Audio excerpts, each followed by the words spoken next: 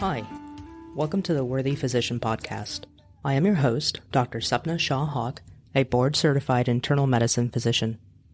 Keep life simple. You are human. You are worthy. Remember what matters to you. Our goal is to help physicians remember this and to make it a reality through addressing various components of physician burnout via podcast. This is meant to be used as a tool to help guide physicians. It does not take place of professional medical help. Opinions reflected in this are my own. Welcome to Season 2. In this episode of The Worthy Physician, I sit down and talk to an ER doctor who had been experiencing physician burnout, was about 16 years into her profession of medicine before she made a complete transition. Her name is Dr. Ronnie Shalev, and I appreciate her sitting down with me and telling her story and a solution she found for herself and her family in order to provide the same type of income and lifestyle, but was able to let go of the stress, still help physicians, and still work in a non-clinical job in medicine. And some of the things that she points out is recognizing what is it that ties you to the job and really noticing when you're not being present with your family and when you are starting to lose maybe some of your humanity. She did not use those exact words, but one of the most powerful things she said, I believe, was that she felt that each shift was taking a year off her life. Now, it's really, really important as physicians that we take care of ourselves. Remember, self-care, self-awareness is not selfish. Please listen to this episode and enjoy. So tell me about yourself. Who are you? What area of medicine have you practiced? Well, first of all, I want to thank you for having me on your show. I think that what you're doing is really important. Talking about physician burnout, it's such an epidemic right now. And the more people hear about it, the more the public will know and physicians will know that they're not alone. So thank you for this podcast. Absolutely. So I'm an ER physician. Since I was a young teenager, I wanted to be a doctor. I didn't know what kind of doctor, but I wanted to be a doctor, and no one could dissuade me from choosing that field. Right. And I was fixated and focused, and I was going to become a doctor. And somehow in my mind, I decided that I wasn't smart enough to be a doctor. So I had to work really, really hard. So I worked through high school. I didn't go out. I didn't party because I needed to get into a good college so that I can get into a good medical school, so that I can get into a good residency, and so that I could be a prepared doctor. And I did the same thing in college, no partying, no nothing, study, got to get a good grade in the MCAT. And I got into medical school, and then I was like, okay, now what? I mean, I knew I wanted to be a doctor, but I didn't know what kind. And that was the journey of the rotations where it was, okay, I did this. Nope. I don't want to do that. I did this. Nope. I don't want to do that. And basically I was crossing off everything on the list. And then I said, well, that's not going to work. Okay. So there's no perfect field. What do I want my life to be like? Right. Well, I want flexibility, and I want to, be able to make money. I want to do procedures, and I want to do critical care, but I also want to be really impactful and do children and elderly and women. So I really wanted the gamut of everything. And I pretty much did a pros and cons list and decided that emergency medicine was my field. And I got into a great residency in Philadelphia, and I loved it. I loved it in residency. I was so invigorated, all the procedures and taking care of everybody and learning the pathophysiology and critical care. And I had a lot of amazing experience. And that's exactly what I had wanted. I wanted to basically get my butt kicked during residency so that when I'm an attending, I can handle anything. Right. So when I became an attending, that's when I started feeling the burnout. Even the first year as an attending, the anxiety of what's going to come through the door and will I be able to handle it? And I was a rock star in my residency. So like there should have been no reason I couldn't handle it. But in my mind, I was very, very fearful. And then after whatever came in, I would be very anxious, thinking like, did I do the right thing with this patient? Did I do the right thing with this patient? Did I consider this in the diagnosis? Did I write that one order that might have saved the patient, or did I forget something? And even back then, this was in 2007, the facility was understaffed and there were no nurses and the patients were coming in ambulance after ambulance and there were no resources. And so the pressure got severe. I do remember I had one day where I had 2 pediatric deaths in the same day, in the same shift. Oh boy. And I think that was maybe like a month into being an attending. And I was like, I can't do this job. Like 2, like that I can't do. Right. I did recover, but slowly, like things added up. I had a young lady that, was super ill and had a bad outcome.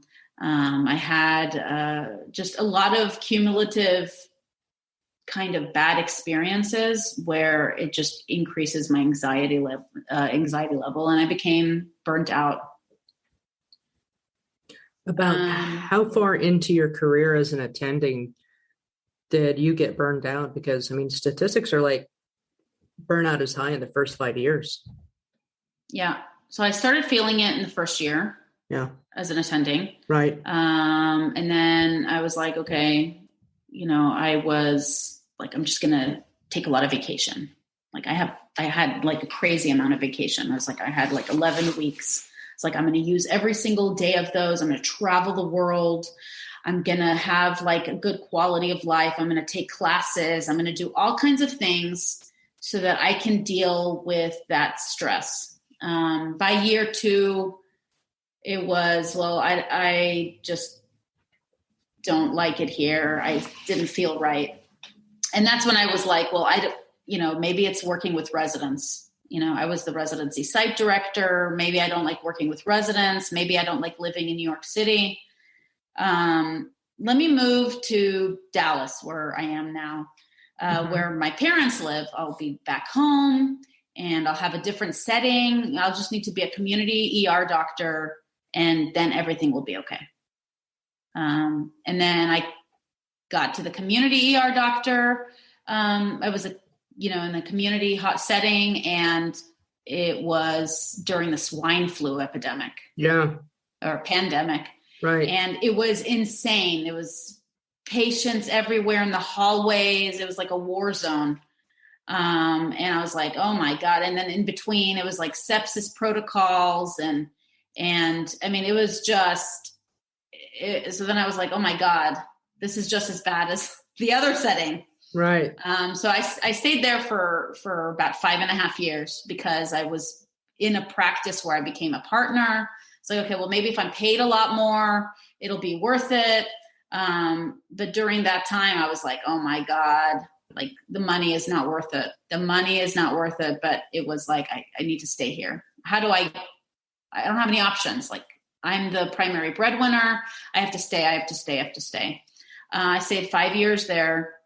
And then we lost our contract. So I said, okay, we lost our contract. This is a sign. I need to change my setting. I'm going to go per diem at 4 different hospitals.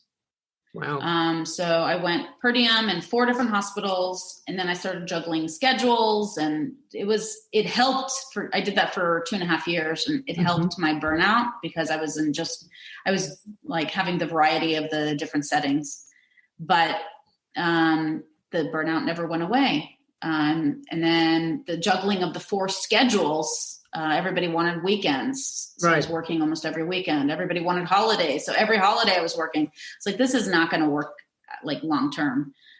So I need to find, maybe 2 part-time jobs. So I chose another community hospital that was very low socioeconomic status patients. So I could feel like I'm helping them, a lot of acuity.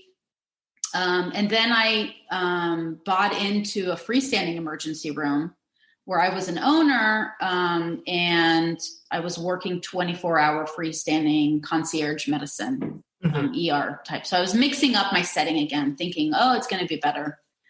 But it wasn't. I could switch everything around. Like it lasted a couple of years where I'd be fine, not fine, but tolerable. Right. And then by the end I was like, okay, I can't, once COVID hit, I was 8 months into COVID. And I was like, I'm done. What was it about the COVID setting on top of all everything that you just explained? How did COVID tip you over? Because we're seeing a lot of that. So with you personally, what was the last point? What was the last point, and COVID is just exacerbating everything. Yeah. Well, I just felt like the respect wasn't there anymore. You were treated like a commodity. You weren't important. Even all the way up to the CDC, where they're telling nurses and healthcare workers to wear a bandana, and they knew it was airborne. Right. So to me, all they cared about was you need to stay in your job and work. I was told as an ER doctor, if you get COVID, unless you're intubated, you need to come to your shifts. You need to be working your shifts. Oh, wow. Wow. Yeah. So, and then our resources were cut. They were like, well, we don't want to expose the scribes to COVID patients. And we don't want to... But we would show up. Of course. Yeah. So we didn't have anybody helping us with the charting. And then the hospitalists didn't want to go into the COVID rooms. So the ER physicians would go into the COVID rooms. The hospital physicians, we had a COVID unit where the patients would code. So I would have to leave the ER, run across to the COVID unit, put on a little bunny suit with like a PAPR, code them. Maybe they would come back, maybe they wouldn't, and then run back down to the ER, and then there'd be another code. So then I'd leave those patients. But the hospitalists didn't want to go into the COVID unit. So we would be the ones doing the procedure, and they would be taking care of them like remotely through like phone calls. And so I just felt like as an ER physician, I was being treated like worse and worse and worse. Right. Not to mention being in an N95, or actually I was walking around with a P100 right. for, 10 hours. I wasn't eating, I wasn't drinking, because if you take it off, you can contaminate yourself. So I would sit there with that mask on my face the whole time. And I was like, is this it? This is the reality? Because I knew COVID wasn't going to go away. Like, it just doesn't disappear the way and it hasn't. This is the new reality. So what is my future? Sitting in this thing 12 hours, 10 hours, charting, not eating, not drinking, limited resources. We were already understaffed. There were no nurses. Nobody wanted to work. And then the nurses started getting hazard pay, and the doctors didn't get any hazard pay. In fact, they told us, like, you know what, our income is down, so we have to cut your physician hours. Right. And we're going to cut your mid-level coverage as well, because our income is less. And by the way, you need to be covering all the ICU calls and I mean, all the codes and everything. So it was just stress and more stress and more stress. And, oh yeah, by the way, less resources and more stress, to the point where I said, I can't do this. Wow. I don't blame you. And this is before the Great Resignation that we're seeing now. Yeah. Yeah. that just baffles me because, we're always, and it's part of the culture of medicine, particularly in medical school, where we are taught to show up even if we have influenza A, B, whatever. I've heard of horror stories of people residents getting IV fluids between patients just to stay hydrated, stay upright. That's abuse. Yeah. Well, I went as an attending, I had angioedema. And I would come to my shift early, get treated with steroids and nebs, and then go and see patients.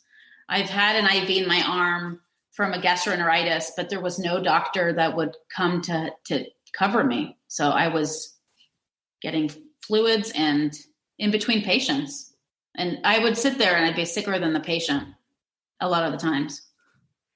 So that. If this were any other profession, all this would be outlawed. This is abuse. This is abuse of physicians. And what are the PAs and nurse practitioners doing differently that doctors won't in order to organize and demand the respect that that we as humans would deserve? I think physicians don't ever want to cause waves. They don't want to rock the boat. They just want to put their heads down and just take care of patients. But then when they take care of the patients, they get burned out, right? Right. And that's the problem. They've put their head down and they put their head down and they put their head down, and all these corporations have taken over. They've corporatized medicine. It's all a business. Right. And you have a lot of time, and you have to see this many patients, and why are you not seeing them faster? And why didn't you put these orders in? Forget the fact that I would put in orders and there were no nurses to execute the orders. But why didn't you do this? And then you have to get amazing reviews. And, oh yeah, by the way, the patient could sue you in any minute. And by the way, you have to be accurate and right. And you can't miss anything bad. And, oh yeah, by the way, no one can have a bad outcome, because bad outcomes don't happen in this world. And if they do, it's the physician's fault. Right. So all of this compounding thing, and I would always say, I'm not God. Like, there are bad things that happen in this world. As a physician, you can try to extend someone's life, but if they're meant to go, I'm not a miracle worker.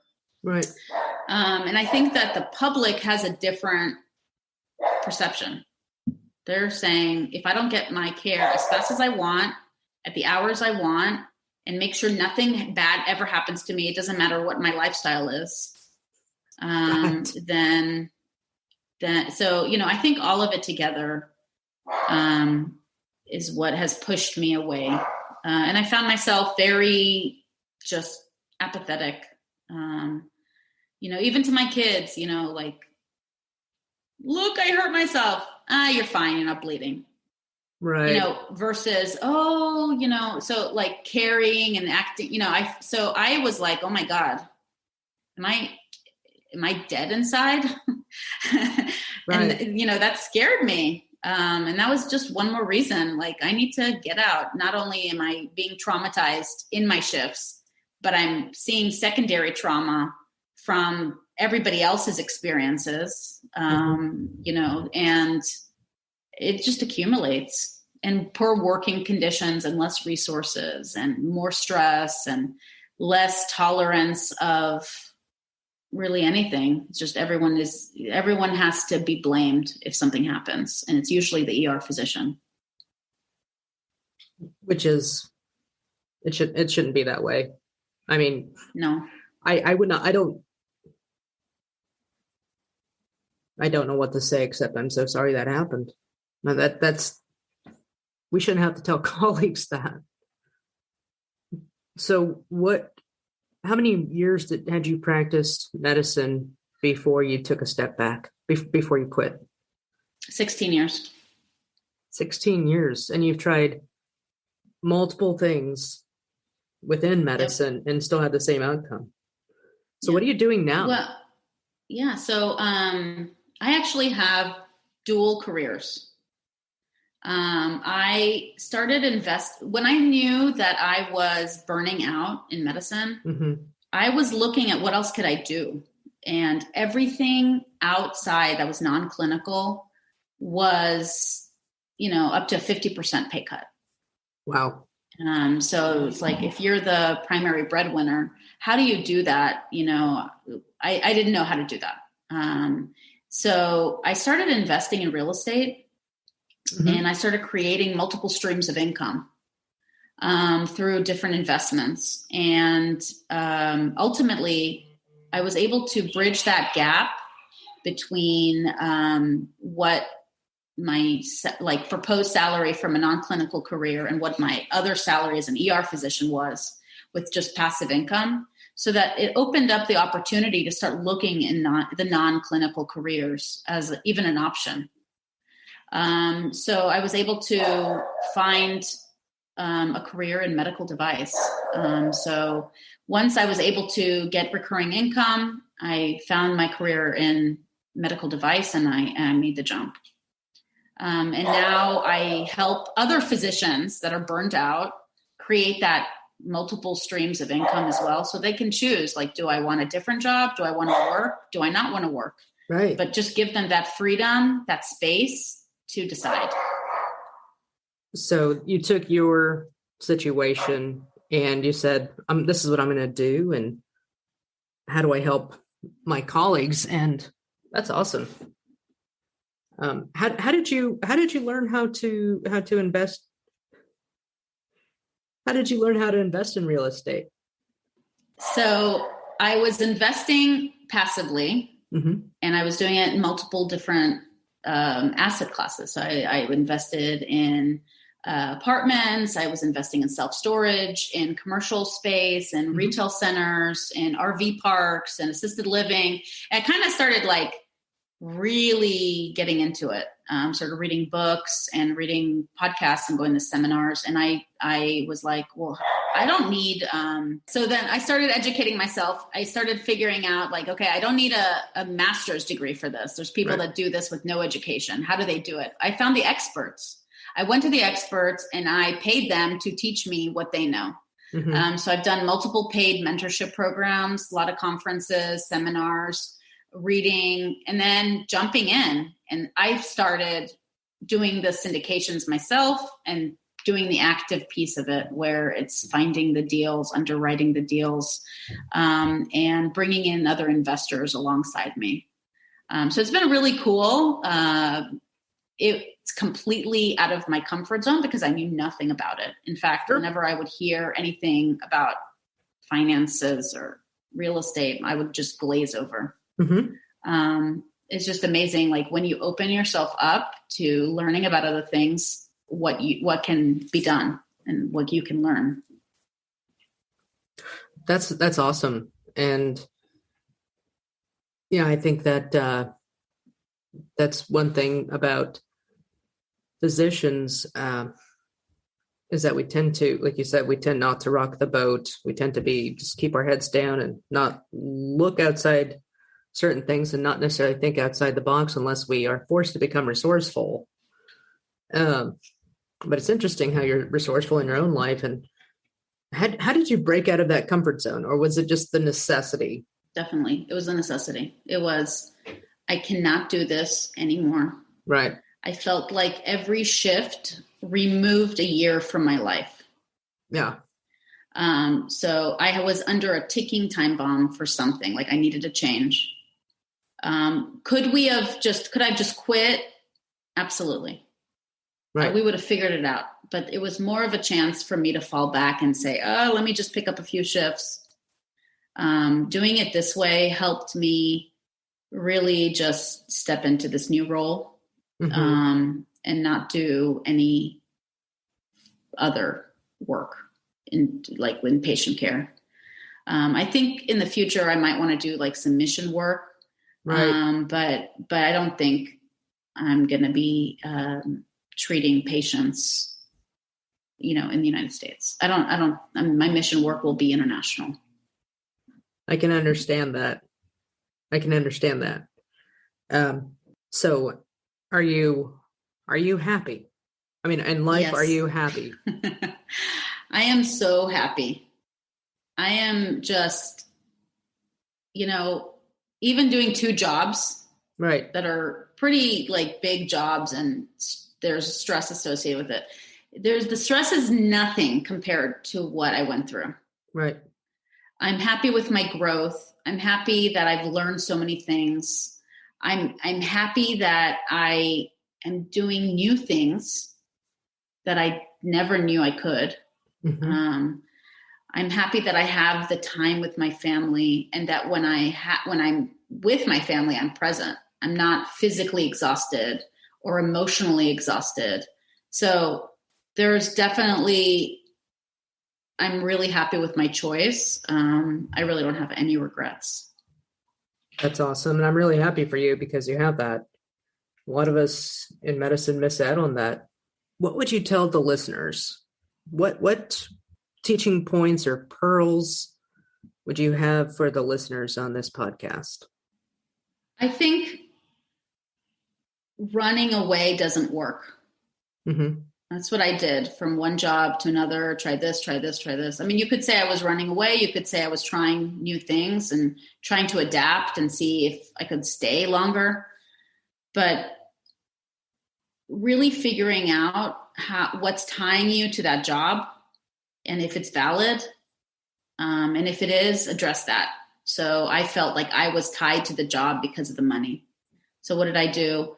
I found another money source that didn't tie me to anything, something that I could make money when I was sleeping or vacationing or not physically there.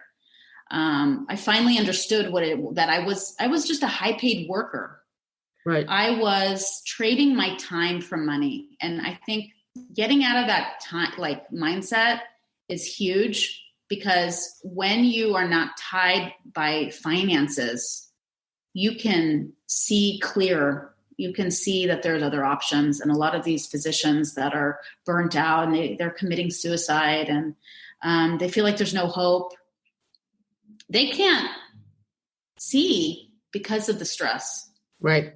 And if you can remove the financial piece of it, which is a huge piece of it, I think that people would be more open to looking at other things that make them happy, whether they have the ability. Maybe they want to cut down work part-time. Maybe they want to switch fields, but they're scared because the money. Maybe they want to take, a VA job and they were working in a private practice and that's a pay cut. Whatever it is that they feel like they might want to explore, but feel like they can't because of finances. I think that is like a huge piece of it. Once you remove what's tying you to that job, then you can start really opening your eyes to see what the possibilities are. And how long did it take for you to sit down and figure that part out? Because I mean, it's not just something that comes in overnight. So, yeah, I started in 2015, and I left medicine in 2020. Wow. So in 2015, I started like bringing in recurring income and thinking about that. But in 2018, I started looking at what other careers you could do, because that's also a transition. Right. This is the long game. This is not like like flip a switch and your life is different. This is understanding, recognizing the signs of burnout and unhappiness, recognizing what you can do in the meantime just to hold you there long enough so that you can make a calculated transition, rather than just either quitting or, God forbid, committing suicide, right, or just staying and being miserable. Absolutely. All those three are just, I can't imagine it. How can we support our colleagues besides talking about this? I think talking about it normalizes it. For whatever reason, physician suicide is something that is taboo, that we shall not talk about. Yeah, it's something I talk about with my medical students and the residents as we cross paths. I think it's incredibly important. But thank you very much for sharing your story. I really appreciate it. Thank you for allowing me to. I can't help on the physician suicide piece of it, but I can definitely help with the earning of the passing of income. So I started a company called Shalev Properties, SHALWIN Properties. And I focus on helping physicians invest alongside me. I educate them on the process in bite-sized pieces, so it's not like overwhelming. Right. And help them, if they want to get into it, to make the jump and to start bringing in recurring income and start giving them the opportunity to create space in their lives. That's awesome, because when this is all you've done, right? Like you said, you give up so much, college and then medical school and then residency. It consumes you, and it's very, very difficult to break out of something that the unknown. I just think that's great that you've done that. I really do. I think that's awesome. And like we were just talking before I started recording, I love the creative side of the human being. I think that just, wow. So that's awesome. Thank you. I appreciate that. But if anybody is interested in finding my webinar, it's going to be at invest.shalwinproperties.com. That's invest, INVEST.shalwin, SHALWIN properties.com. I have an entire like a webinar that's 18 minutes. It's short. And then once you sign up for my email list, you'll be getting like between 5 and 7 minute short explanations of things, different jargon, how the deals are structured, what it looks like, what it means to be a limited partner, what is a syndication, things like that, why investing in apartments is good, hedge against inflation that's going on right now. Right. So I have nice bite-sized information that's digestible and easy to absorb. That's great. And I will definitely put this up in a blog post on my website. And if that's okay, so that way it would help people like me that are audiovisual. So I like to see both and hear it as well. So no, I think that's fantastic. You can help our colleagues, and yeah, I would love that. Yeah. Well, hey, thank you very much for your time. And I hope that you stay healthy, and I don't know if you're in Dallas. I'm in Kansas near Wichita, and temperature's dropping here. So I hope you all stay warm. Thank you so much for having me. Yes, the temperatures are going to be dropping. So we're going to be bundling by the fireplace. Right. It's good family memories, and you're actually able to be present and enjoy that. So that's huge. Well, hey, thank you again. And I hope that you have an excellent evening, and I will go ahead and. Yes. Thank you so much. I appreciate you. Absolutely. The feeling is mutual. Thank you for joining us today. This concludes the podcast. Subscribe, tell a friend, follow us at www.theworthyphysician.com. Remember, you are worthy, you are human. Take care.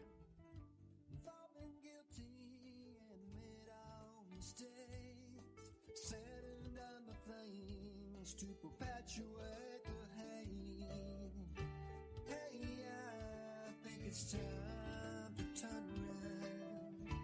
Hey, and begin again. Hey, I think that I can look in the mirror and start again. The second time.